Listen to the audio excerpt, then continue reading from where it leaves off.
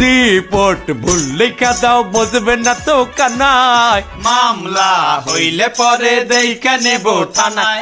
ও sister গো, doctor যেন খায় না ধরা, ধরা খাইলে তোমার ঠ্যাং ভাঙ্গা করবে ঘুরা ঘুরা।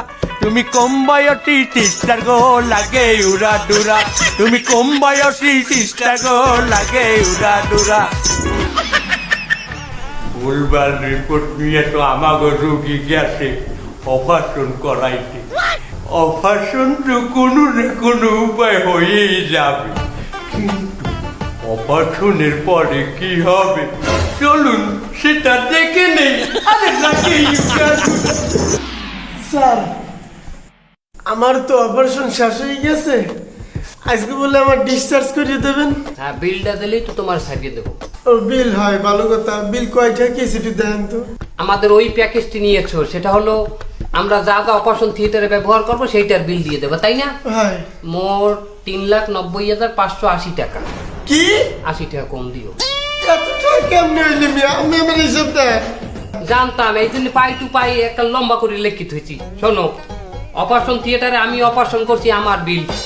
যে অপারেশন থিয়েটারে করছি সেই রুমের বিল। যে ডাক্তার দিয়ে তোমার অজ্ঞান করাইছি, অ্যানেস্থেসিয়া দিছি, সেই ডাক্তারের বিল। তোমারে অজ্ঞান করাইতে হওয়াইতে 4 জন দর্জিয়া হওয়াইছে, এই 4 জন লেবারের বিল।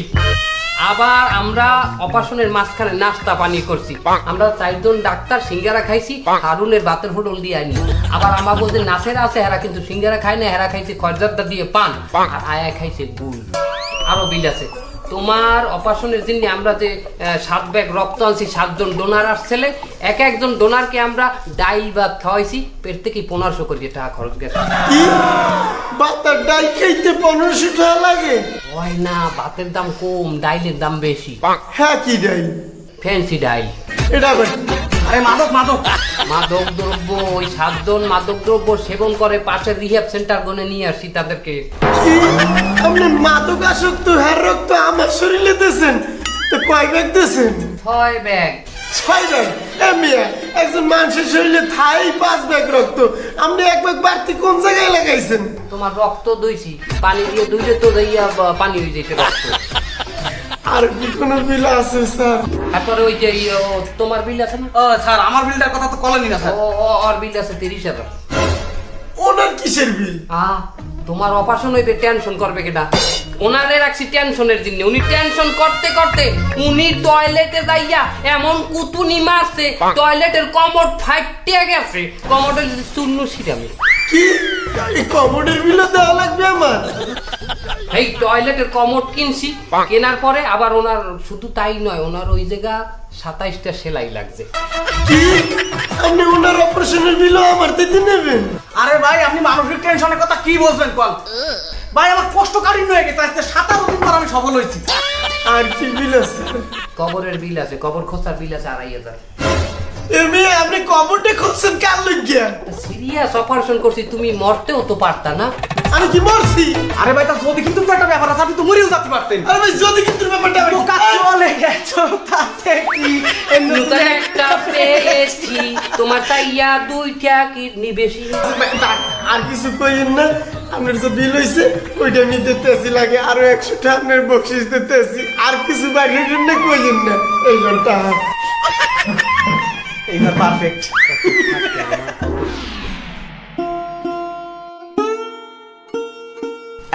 এই সোনামণি, নতুন নতুন না?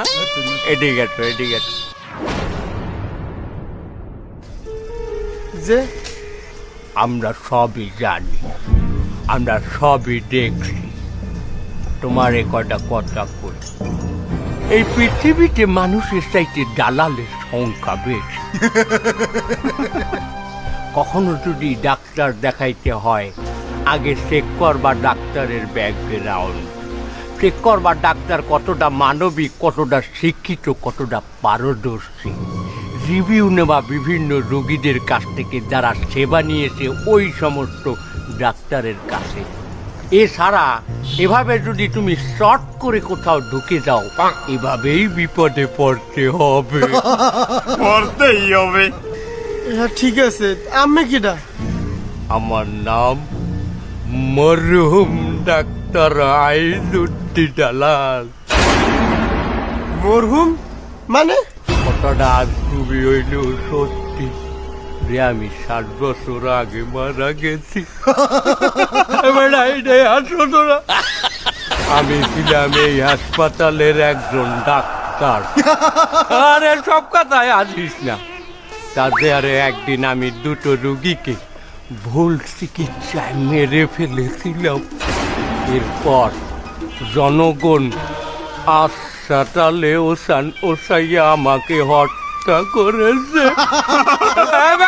এ কথায় আসিস না। কি কইতেছেন এগুলা? আপনার লগে এই দুজন কারা? ওরাই তো আমার মাঝিয়ে ফেলানো সেই 2 রুগী।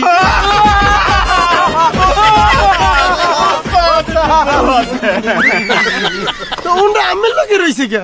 দুনিয়ায় বাঁচিয়ে থাকতে আমিও গো হক মারছিলাম। তারপরে আরে এখন আমার অগর দায়িত্ব গাড়ে পড়ছে। আমার স্বভাবের ভাগ্য হয়েছে ওরা। তোমার একটু ভালো কথা কই, হসপিটালে মারা খাইছো এতে কোনো খেতে যাই। তুমি যে বাংলাদেশে জন্ম নেছো, এটাতে তুমি একটা ভালো কাজ করেছো।